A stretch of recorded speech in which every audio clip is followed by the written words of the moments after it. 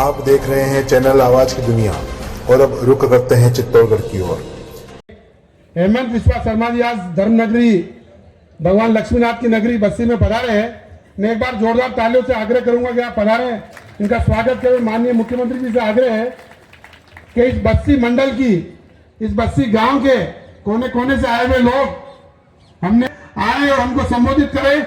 माननीय मुख्यमंत्री असम हेमंत विश्वा शर्मा जी पर जोरदार तालियां।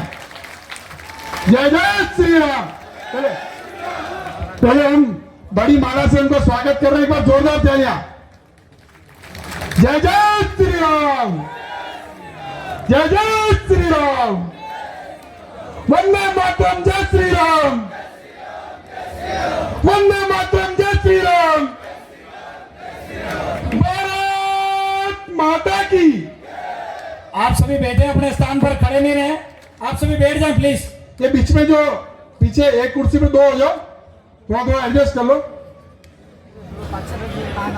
एक बार सब मंचासीन अतिथि अपना स्थान तुरंत ग्रहण करें। जिनके मेवाड़ी पगड़ी हमारे माननीय प्रदेशाध्यक्ष जी, ये हमारी स्थानीय कला है। माननीय मुख्यमंत्री जी हमारे यहाँ उच्च श्रेणी के कलाकार भी रहते हैं जिनको राष्ट्रपति पुरस्कार मिले हुए हैं। मैं अब आग्रह करूंगा जोरदार तालियों से आदरणीय मुख्यमंत्री आसाम, हिंदू हृदय सम्राट आदरणीय हेमंत विश्वा शर्मा जी पधारे और हमको संबोधित करें। एक बार जोरदार तालियां।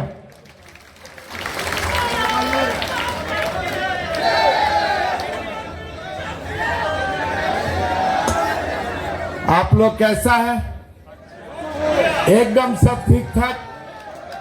वोट देना है, पूरा तैयार है? तो मेरा साथ बोलिए, भारत माता की, भारत माता की, नरेंद्र मोदी, नरेंद्र मोदी। बहुत बहुत धन्यवाद।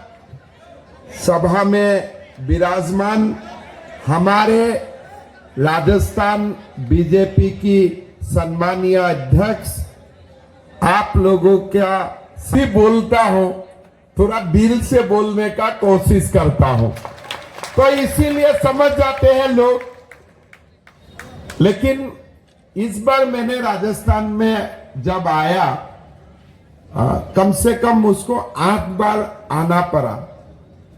3 महीना पहले जब मैं आया था, वो समय थोड़ा सा मन में ऐसा था, बीजेपी जीतेगा नहीं जीतेगा। फिर एक बार आया, नहीं जीतेगा। अभी तो लोग बोलते हैं कि 140 सीट से बीजेपी जीतेगा। और मैं हर दिन आता हूं, एक बार से दूसरा बार मीटिंग बड़ा हो जाते हैं। और मोदी जी का सभा तो जैसा हो रहा है, एकदम देखने के लिए पूरा इंडिया एकदम हिल जा रहा है। अरे भाई कितना लोग आ रहे हैं सभा में। तो ये सब कारनामा जो भी है, लेकिन मैं दिल से मानता हूं कि जब से सीपी जोशी जी हमारा राजस्थान बीजेपी का अध्यक्ष बना, तब से हवा बदलने रहा। बदलना शुरू हुआ कि नहीं शुरू हुआ? मेरा भी याद है जब सीपी जोशी जी राजस्थान बीजेपी का अध्यक्ष बने, गुवाहाटी में आए, मां कामाख्या का दर्शन किया, तो मैंने एक ही बात बोला, देखिए मोदी जी को देश का तीसरा बार हमें मिलके प्रधानमंत्री बनाना है। और मोदी जी तब प्रधानमंत्री बनेगा जब राजस्थान में हमें भव्य विजय मिलेगा। इसलिए राजस्थान देश को दिशा दिखाता है, दशा दिखाता है। और मेरा बहुत उम्मीद था, और आज प्रसार का तो समापन भी हो रहा है। मैं दावा का साथ बोल सकता हूं कि हम 135 से शुरू करूंगा, ऊपर 145 150 तक हम लोग पहुंच जाएगा, इसमें अभी कोई संदेह नहीं है। मेरा सौभाग्य हुआ ये चुनाव का कारण राजस्थान का कोई स्थानों में जाने का, वीरों का भूमि मेवाड़ में चित्तौड़गढ़ में आने का मेरा सौभाग्य हुआ। मैं ये भूमि को कोटि कोटि नमन करता हूं। महाराणा प्रताप, पन्ना दहिया, मीराबाई की इस पवित्र भूमि को मैं नमन करता हूं, वंदन करता हूं। आज मैं जहां विराजमान हूं, हम लोग सब जहां उपस्थित हूं, ये लक्ष्मीनाथ भगवान जी की नगरी है। मैं मां कामाख्या का नगरी से आया हूं। मैं कामाख्या का पावन धरती से लक्ष्मीनाथ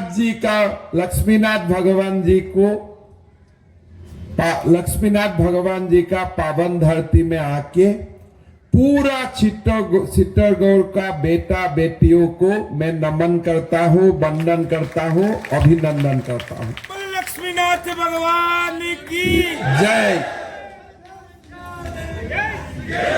अभी देश में जो चल रहा है वो रामलाला का चल रहा है। इस समय 22 जनवरी जाना है ना रामलाला का दर्शन के लिए। ये बात आप लोग बताइए, सारे विद्वान लोग, सारे आप लोग सम्मानीय लोग यहां बैठा हुआ है। एक बार दिल से सोचिए तो, ये जो राम मंदिर आज बन रहा है, क्या जवाहरलाल नेहरू ये बना नहीं सकता था? अगर दिल होता था, बना सकता था कि नहीं बताइए? अगर इंदिरा गांधी देश में इमरजेंसी लगा सकते थे, वाजपेयी जी, आडवाणी जी, भैरो जी, शेखावत जी जैसा लोगों को गिरफ्तार कर सकते थे, इतना ताकतवर देश का प्रधानमंत्री थे, क्या राम मंदिर बना नहीं सकते थे? क्या राजीव गांधी राम मंदिर बना नहीं सकते थे? दिल में एक बार हमेशा मेरा ये प्रश्न आते हैं कि हमारा भारतवासियों को क्यों नरेंद्र मोदी का इंतजार करना पड़ा? क्यों 75 साल हमें इंतजार करना पड़ा? देश को तो राम मंदिर पहले मिल जाना चाहिए था। कांग्रेस ने देश को शासन किया, राम का बारे में सोचा ही नहीं। उनका सोच बाबर और औरंगजेब के लिए हुआ करता था, हमारे लिए वो सोचते नहीं थे। अगर राम के लिए सोचते थे, राम मंदिर कब बन चुका होता था। ये कांग्रेसियों का सोच बाबर और औरंगजेब के लिए है, इसलिए रामलाला का मंदिर बनाने के लिए देश में नरेंद्र मोदी जी को प्रधानमंत्री बनना पड़ा। मेरा याद है 2018 सन में जब चुनाव हुआ था राजस्थान में, कांग्रेस का नेतागण आके भाषण देते थे, मोदी जी बताओ राम मंदिर का कब शुरुआत होगा। उनका मन में था मोदी जी कर नहीं पाएगा, इसलिए चिल्ला के पूछते थे कि राम मंदिर का डेट बताओ। इस बार ये बात नहीं कर रहा है, इसीलिए मैं ही बता रहा हूं, अरे कांग्रेसियों, राम मंदिर का प्राण प्रतिष्ठा 22 जनवरी को होने वाला है। आप लोगों को तो जाना ही है, अमित शाह जी ने बोला है कि राजस्थान का लोगों को सरकारी अतिथि बना के रामलाला का दर्शन करने लेके जाऊंगा। भाइयों और बहनों, देश को ऐसे गौरवशाली समय मेरा नहीं लगता है कब देख चुका है। पहले 370 धारा का बाद होते थे, हटाना चाहिए। श्यामा प्रसाद मुखर्जी का बलिदान हो गया, 370 धारा नहीं हटते। क्यों भाई? हल्ला हो जाएगा 370 धारा हटाने से। क्या हल्ला होगा? जम्मू कश्मीर में ब्लडशेड हो जाएगा। चलो, ताकत नहीं हुआ, अमित शाह जी देश का गृह मंत्री बना, बोले 370 हटाना है। अधिकारियों ने बोला सब हल्ला हो जाएगा, अमित शाह जी ने बोला चलो हल्ला होने से मजा आएगा, 370 धारा हटा दो, तो हट गया 370 धारा। हल्ला करने वाला लोग कहां गया? अभी अंडरग्राउंड हो गया, सारे लोग अंडरग्राउंड हो गया। अभी मैं समझ चुका हूं, धीरे धीरे मैं समझा। रामलाला का मंदिर बना, बाबर लोग गायब। जम्मू कश्मीर का 370 धारा हट गया, बाबर लोग गायब।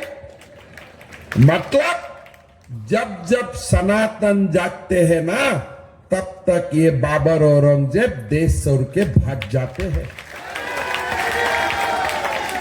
अगर हमारा देश में कोने कोने में छत्रपति शिवाजी महाराज होते थे, राणा प्रताप होते थे, दुर्गादास राठौर होते थे, लासित बरफुकन होते थे, ये औरंगजेब भी कभी सुल्तान नहीं बनते थे, भारत का नहीं बनते थे कभी। आज भी लोग है, बार बार डरवाता है बाबर का बात से। मेरा जीवन का एक मैं कहानी आप लोगों को बताता हूं। ऐसे तो यहां कोई निर्दलीय खड़ा हुआ है, थोड़ा दिन बीजेपी का नमक ले लिया, अभी निर्दलीय बना है। अरे चलो आप जहां है वहां रह जाओ, अभी आपका काम नहीं है, अभी मोदी जी का देश है, अभी आप साइड हो जाओ। और एक बात बोलते हैं ना, चुनाव का बाद बीजेपी में आ जाऊंगा। राजस्थान बीजेपी का अध्यक्ष जी का मैं अनुमति लेके बोलता हूं, अभी और आप बीजेपी आ नहीं पाएगा, आपका दुकान बंद हो चुका है, ठीक है ना। जब मैंने पहले मुख्यमंत्री बना, मेरा पास एक अधिकारी आया एक फाइल लेके। मैं बोला क्या है फाइल में? बोले साहब मद्रासा शिक्षक को सैलरी देना है। हम बोला ये मद्रासा कौन सा दुकान है? मेरा बेटा तो मद्रासा में नहीं पढ़ा। क्या तुम्हारा बेटा मद्रासा में पढ़ा? बोले नहीं साहब, मेरा बेटा डॉन बॉस्को पढ़ता है। मैं बोला तब तुम डॉन बॉस्को का फाइल ले आओ, ये मद्रासा का फाइल क्यों ले आया? बोले नहीं साहब, काफी लोग मद्रासा में पढ़ता है। मैं बोला बताओ मद्रासा पढ़ने से क्या होते हैं? बोले साहब मुल्ला होते हैं।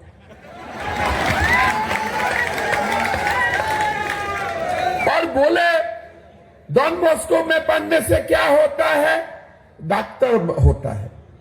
मैं बोला तुम ही अभी बताओ डॉक्टर चाहिए कि ये देश को मुल्ला चाहिए? वो चुपचाप रह गया। फिर बोला नहीं साहब फाइल को साइन कर दीजिए। मैं बोला क्यों? बोले नहीं साहब हल्ला हो जाएगा मद्रासा को अगर आप सैलरी नहीं देते हैं। मैं बोला हल्ला होगा क्या? कितना हल्ला होगा? बोला साहब बहुत हल्ला होगा। मैं बोला बहुत मजा आएगा। ये मुल्ला बनाने वाला दुकान आज ही बंद कर दो, बाकी देखा जाएगा जो आगे होगा होगा। तो हमने दुकान बंद कर दिया, हल्ला आज तक नहीं हुआ। एक दो बुलडोजर नहीं चला असम में। असम का बारे में थोड़ा पब्लिसिटी कम होता है। हमारा असम में कम से कम 50,000 घरों में बुलडोजर चला 3 साल में। 50,000, कोई एक दो नहीं, 50,000 घरों में बुलडोजर चला। मैंने हजारों एकड़ जमीन अतिक्रमण से मुक्त करवाया। पहला बार थोड़ा गुली उली चला, 4-5 लोग गुली में मर गया, उसका बाद ठंडा हो गया, चलो अभी कुछ नहीं है। तो अभी मैंने ये भी बोल लिया कि देखो 18 साल का नीचे कोई शादी उदी मत करना मेरा आसाम में। जब 18 साल होगा उसका बाद शादी करो, आगे मत शादी करना। बोले नहीं साहब हमारा तो 2-3 बेटा ही पैदा हो जाते हैं। मैंने रिकॉर्ड मांगा कि पहला बेटा बेटी कब होता है? 11 साल में। तब तो हमारा साथ कहां कंपटीशन होगा?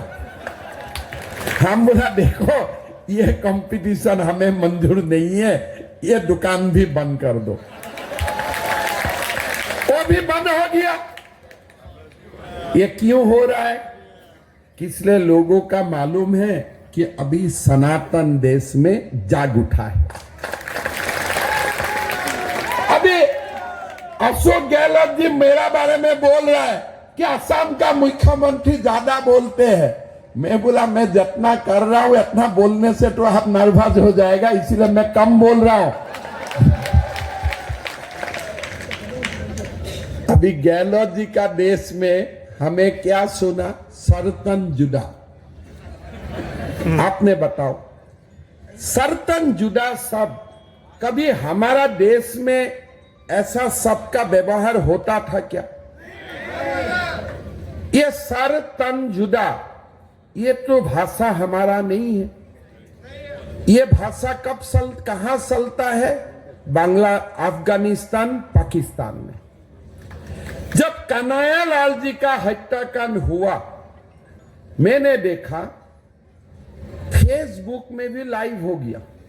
अरे बाबा, लोगों को मारते भी हो, सर्तन जुदा भी करते हो, फिर फेसबुक में भी लाइव देते हो, कैसे संभव है? ये तो मैंने जिंदगी में पहले देखा, शायद आप लोगों ने भी पहले देखा होगा। अगर ये बात असम में होता था ना, मैं 5 मिनट में उनका हिसाब बराबर कर देते थे। 5 मिनट में इसका हिसाब बराबर हो जाता था। ऐसा नहीं चलते हैं। हमारा देश में सर्तन जुदा नहीं चल सकते हैं। आप नहीं चलवा सकते हैं। राजस्थान हो, असम हो, यूपी हो, हरियाणा हो, ये सर्तन जुदा वाला संस्कृति हमें स्वीकार नहीं है। भाई और बहनों, मैं चाहता था गहलोत जी उसी दिन रिजाइन कर दे, उसी दिन रिजाइन कर दे। अगर मेरा देश का कोई बेटा बेटियों का हत्या होते हैं, हत्या इसे गोली मार के नहीं, पूरा सर तन जुदा, मतलब 2 पीस कर देते हैं, फिर लाइव टेलीकास्ट करते हैं, और गहलोत जी बोलते हैं कि मैं वो व्यक्ति को 4 घंटा में गिरफ्तार कर लिया। अरे सरकारी अतिथि बना दिया अभी आपने, सरकारी पैसा से वो खा रहा है। हम तो बराबर हिसाब ही कर देता था। ऐसा लोगों का अपॉइंटमेंट सीधा जमराज का साथ हो जाना चाहिए। तब आप देखिए दूसरा बार सर्तन जुदा नहीं होगा। अभी कन्हैयालाल जी का बेटा हर दिन बोलते फांसी दो, फांसी दो। होगा फांसी, बीजेपी सरकार आएगा, लेकिन समय लगते हैं। ये सब हिसाब उधर हुआ, इधर हिसाब बराबर, ड्रामा खत्म, नाटक खत्म, कोई लोग आते नहीं सामने उसका बात। कल मैं चारमीनार में था, असाउद्दीन ओवैसी बोल रहा है पूरा चारमीनार हैदराबाद में ये इजराइल का प्रधानमंत्री का खिलाफ पोस्टर लगा के वो लोग बैठा हुआ है। मैंने उनका घर में जाके बोला, अरे बेटा पोस्टर लगाने से क्या होगा?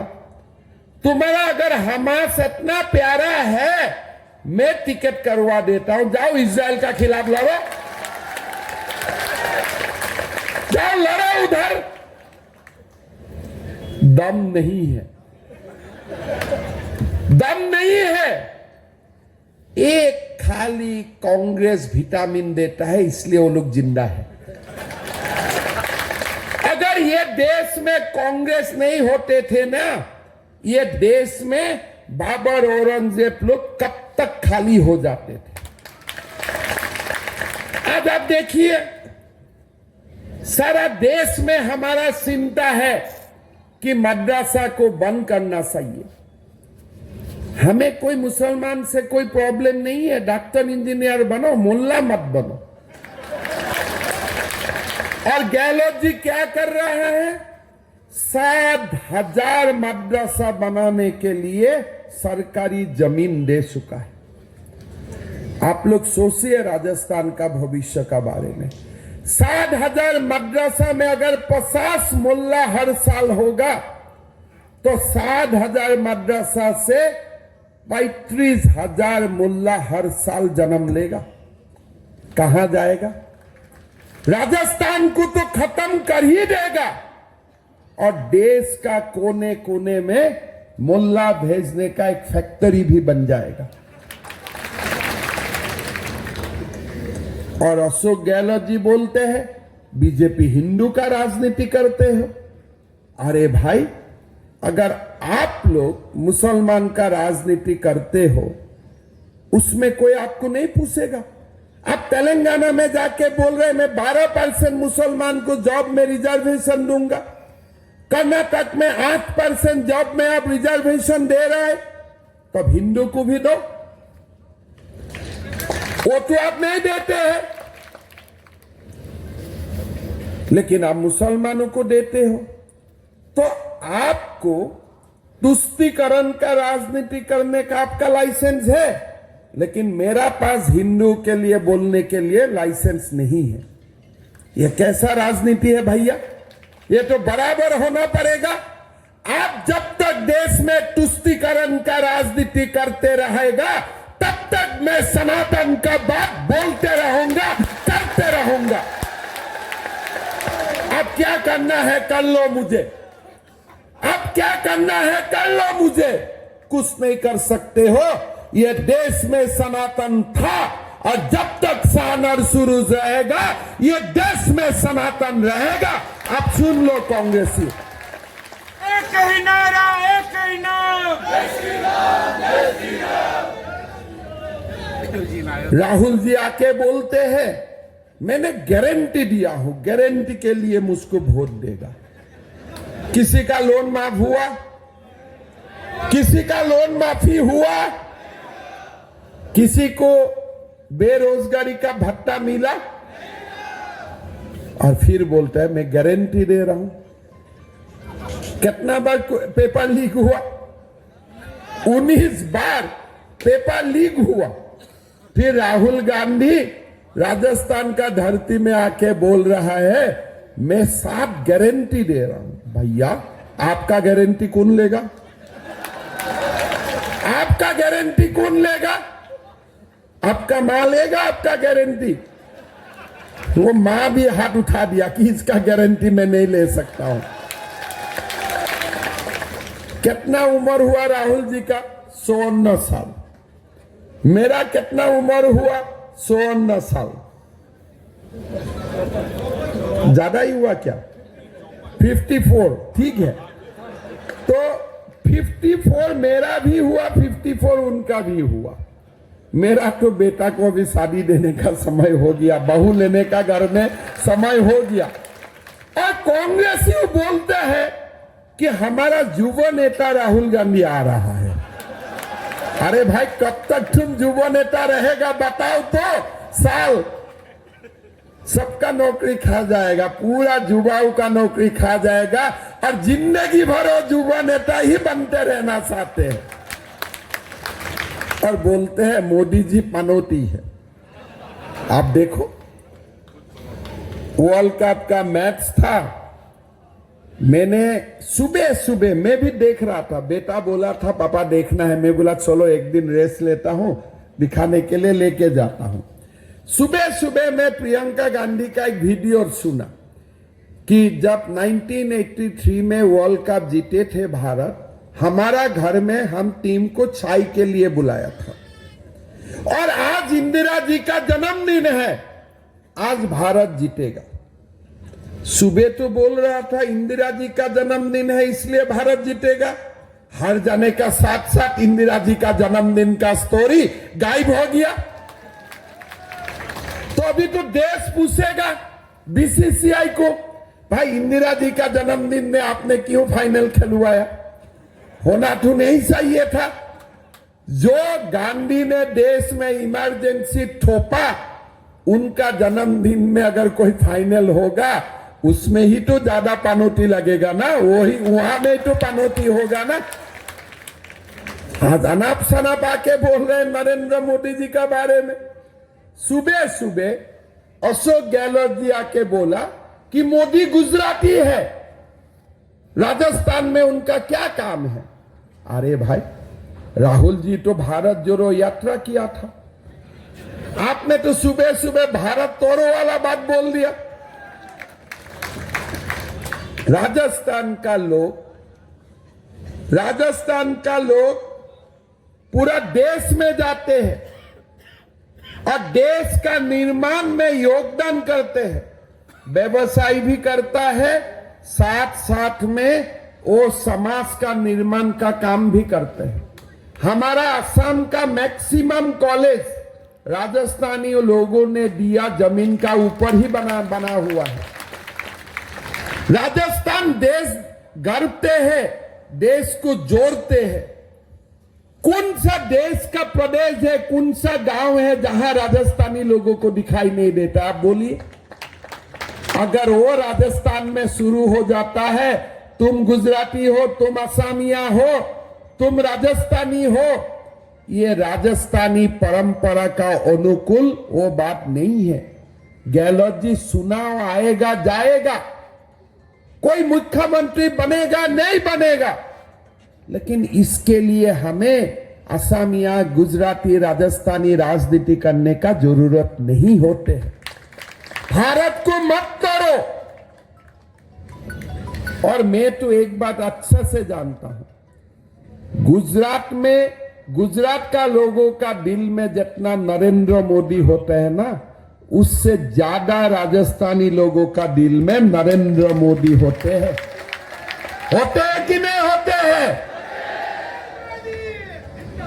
आपने लोकसभा चुनाव का परिणाम देखते हो ना, मोदी जी को दिल से राजस्थानी लोग वोट देते हैं, इतना प्यार करते हैं मोदी जी को। और गहलोत जी बोलता है मोदी जी राजस्थान में क्यों आते हैं? अरे राजस्थान में लोग इसलिए आते हैं, राजस्थान से लोगों को प्रेरणा मिलता है। राजस्थान वीरों का भूमि है। राजस्थान में लोग आएगा, प्रेरणा लेके राष्ट्र निर्माण का काम में जुट जाएगा। यही राजस्थान है, और राजस्थान ने ही सिखाया हमारा देश का लोगों को कैसे बाबर और औरंगजेब का खिलाफ लड़ना होता है। दुर्गादास राठौर ने सिखाया, राणा प्रताप ने सिखाया। महिलाओं का अहंकार क्या होना चाहिए, रानी पद्मिनी ने सिखाया। भाई और बहनों, राजस्थान में अशोक गहलोत जी का सरकार का समय महिलाओं का ऊपर अत्याचार बढ़ा, बेटियों का ऊपर अत्याचार बढ़ा। जो लोग माताओं और बेटियों का ऊपर अत्याचार करते हैं ना, ये लोगों का एड्रेस जमराज का पास होना चाहिए और कोई बाकी कुछ होना नहीं चाहिए। देश को बदलने का हमें जरूरत है। देश को देखने का जो हमारा दृष्टि है, इसको भी बदलने का जरूरत है। और यही समय है, मोदी जी हर बार बोलते हैं यही समय है। कभी हम सोचते थे कि अमेरिका का संसद में भी मोदी जी जाते हैं, संसद खड़ा होके भारत को अभिवादन करते हैं, ये हमारा देश है।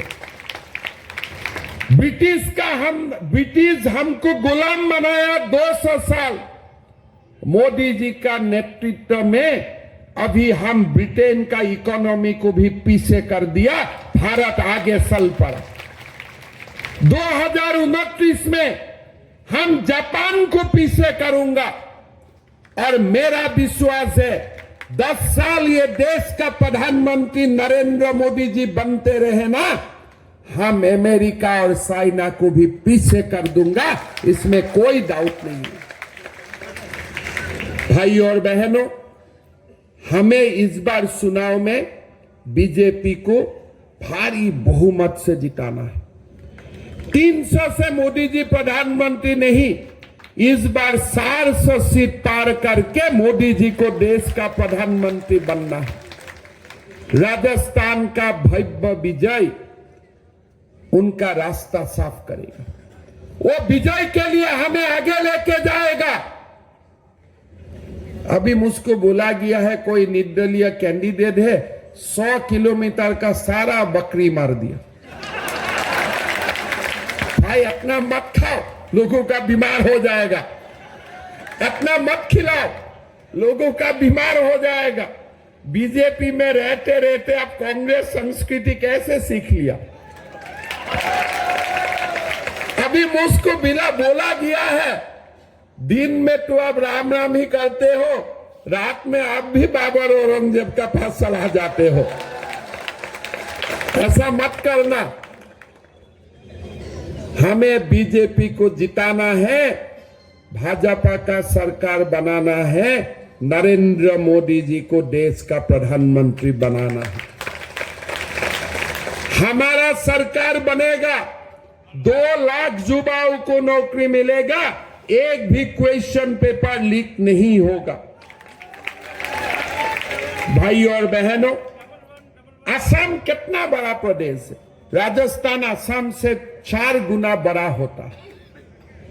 राजस्थान का जीडीपी 14 लाख करोड़ होते हैं, असम का 5 लाख करोड़ होते हैं। 3 गुना बड़ा इकोनॉमी है। पेट्रोल का भाव राजस्थान में ज्यादा होना चाहिए कि असम में? 3000 किलोमीटर दूर है मेरा प्रदेश दिल्ली से, और राजस्थान में पेट्रोल का भाव कितना है? एक आज का दिन में 108 रुपया 49 पैसा, 108.49 रुपीज। और मेरा असम में कितना है पेट्रोल का भाव? 98 रुपीज। डीजल का भाव राजस्थान से 3 रुपया कम है असम में, और इलेक्ट्रिसिटी का कॉस्ट पर यूनिट 1 रुपया कम है। मतलब आप देखो, डेली 10 रुपया आप तेल भराते हो तो 100 रुपया सरकार आपसे एक्स्ट्रा लेके जाते हैं। घर में 300 यूनिट बिजली चलते हैं तो 300 रुपया आपसे ज्यादा लेके जाते हैं। डीजल अगर 50 लीटर भराते हैं कोई इधर से उधर सामान लेने के लिए, 150 रुपया आपका चला जाते हैं। पूरा जेब कटने वाला सरकार अशोक गहलोत जी ने चलाया, पूरा दिल से चलाया। फिर बोले मैंने इतना दिया हूं। अरे आपने दिया जितना, उससे लूट लिया ज्यादा। हिसाब करके देखिए, यूपी का पेट्रोल का दाम कितना है, राजस्थान का पेट्रोल का दाम कितना है, उत्तराखंड का पेट्रोल का दाम कितना है। बीजेपी शासित प्रदेश और राजस्थान का बीच में पेट्रोल का भाव 10-12 रुपया का डिफरेंस होते हैं। अभी कौन निकम्मा होता है पता नहीं। गहलोत जी बोलता है सचिन पायलट निकम्मा है, और सचिन पायलट बोलते हैं अशोक गहलोत निकम्मा है। अभी दोनों निकम्मा जूझ रहा है, और महानिकम्मा कौन होगा वो तो वही लोग जानते हैं। लेकिन ये कैसे हुआ? ठीक है, सरकार होते हैं, बनते हैं। ये जो 5 स्टार में एमएलए लोगों को लेके बैठा दिया ना, 1 महीना खिलाया पिलाया, 10 करोड़ 20 करोड़, ये जो सिस्टम शुरू हुआ राजस्थान में, उसी से ही सरकार को गिरने का काम शुरू हुआ। कांग्रेस पार्टी का अंदरूनी गड़बड़ी का कारण राजस्थान को सफर करना पड़ा, नहीं तो इतना नहीं होते थे, नहीं तो सर्तन जुदा भी नहीं होते थे, नहीं तो पेट्रोल डीजल का भाव भी इतना नहीं होते थे। ये जो गद्दी बसाने का खेल हुआ, इसलिए हुआ। इतना हो गया, एमएलए लोगों ने तो लूटना शुरू किया ही किया। जो चुनाव में हार गया, वो कांग्रेसी लोगों ने भी लूटने का लाइसेंस ले लिया, उन्होंने भी लूटा। और अभी वो इंडिपेंडेंट और कांग्रेस दोनों का बीच में इलू इलू हो रहा है, आई लव यू हो रहा है कि जैसे तैसे नरपत सिंह जी को हराओ, जिसको वोट देना है दो, लेकिन नरपत सिंह जी को हराओ। हारेगा नहीं इस बार। राजस्थान में बीजेपी भी जीतेगा और चित्तौड़गढ़ में भी बीजेपी ही जीतेगा, पक्का बात है। जीतेगा कि नहीं जीतेगा? जीतेगा ना 100%। मैं तो देखता हूं सीपी जोशी जी को, इतना नेक इंसान है, राजनीति करता है। हम लोग कैसे तो एकदम मिलते ही नहीं। कितना बढ़िया इंसान है, साधु है, सबका साथ अच्छा व्यवहार होते हैं और आप लोगों के लिए दिल खोल के आप लोगों को प्यार भी करता है, रेस्पेक्ट भी करते हैं। जोशी जी का नेतृत्व में जब हमारा राजस्थान में बीजेपी को भव्य विजय मिलेगा और उन्हीं का संसदीय क्षेत्र में जब नरपत सिंह जी का भी विजय होगा, ये सोने में क्या होते हैं, सुहाग हो जाएगा। ठीक है, इससे सुने में सुहागा ना, क्या बोलते हैं? हाँ, मेरा हिंदी थोड़ा कच्चा कच्चा, आप लोग समझ लिया। ठीक है, तो इसीलिए हमें जिताना है और डबल इंजन सरकार